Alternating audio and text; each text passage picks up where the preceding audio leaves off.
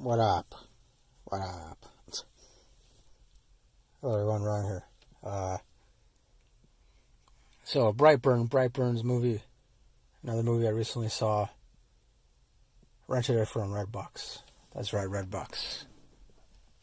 Not brown box or yellow box, Redbox. There's Brightburn. It's pretty much, all it is really is it's, it addresses the question of what if Superman were evil? So that's pretty much all you need to know. Because it's, I will say the story, it's not that original because it's a ripoff of Superman's origin story. Except that in this one, you don't get to see like his home planet or anything. Like, they don't really reveal anything about his home planet. It's this kid named Brandon Breyer. He's adopted by this couple. Elizabeth Banks, she plays the mom. She gives kind of a mediocre performance. Like, I will say, most of the acting in this, it comes off as pretty mediocre. But I kind of expected that. But it's like, it's still interesting nonetheless. I mean, it's interesting to see. Because and I think in some ways it's somewhat of a realistic portrayal, or maybe even somewhat of a surrealistic portrayal of an evil Superman. And because it pretty much it made me rethink the whole Superman thing, because it made me think about, what if, Superman, when he was a baby and he landed here on Earth and he was found by, what's those people's name?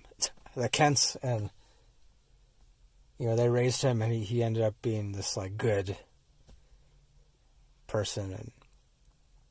And but what if the original intent wasn't for him to be like some kind of savior? What if the original intent was, it could have been that, his parents sent him to Earth because they wanted him to pave the way for some kind of invasion or something. And what if, possibly, all the other Kryptonians, right when they were getting ready to invade Earth, and probably other planets, but when they were getting ready to invade, then something happened to the planet and they all got killed.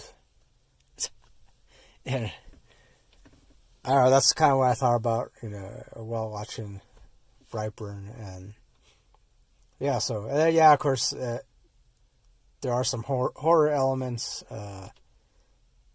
violent, gruesome scenes and whatnot. But that's because, this kid, he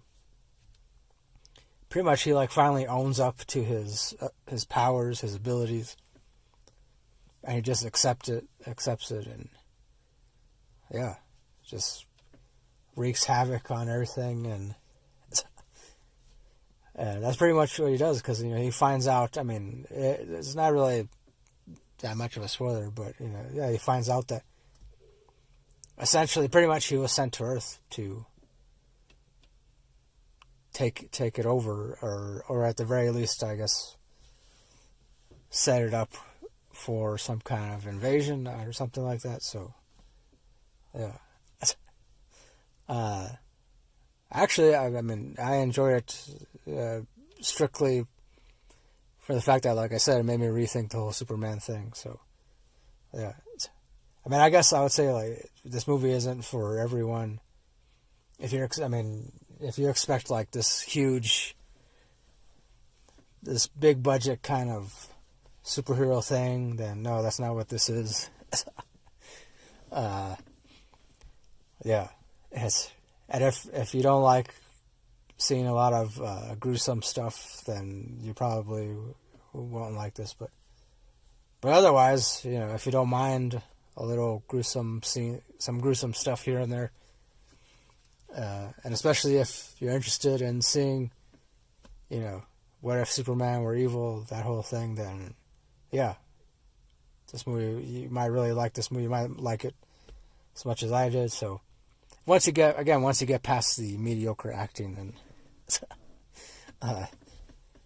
But overall, I would give it bare minimum 7.5 out of 10. And I guess, yeah, I could round up to 8, I guess, but I don't know. For now, I guess I would leave it at 7.5 out of 10. So, because also too, the way it ends, I won't give away the end, but of course, aside from the fact that he causes a lot of destruction, kills a lot of people, but the way it ends, and then it makes it seem like there could be a continuation. So I don't know if there's going to be a sequel or not. Or would be interesting if they did make a sequel to see how this whole evil Superman-esque thing would play out. Like, so yeah, I mean, I would watch it. Why not? So yeah, that's it for my review of Brightburn.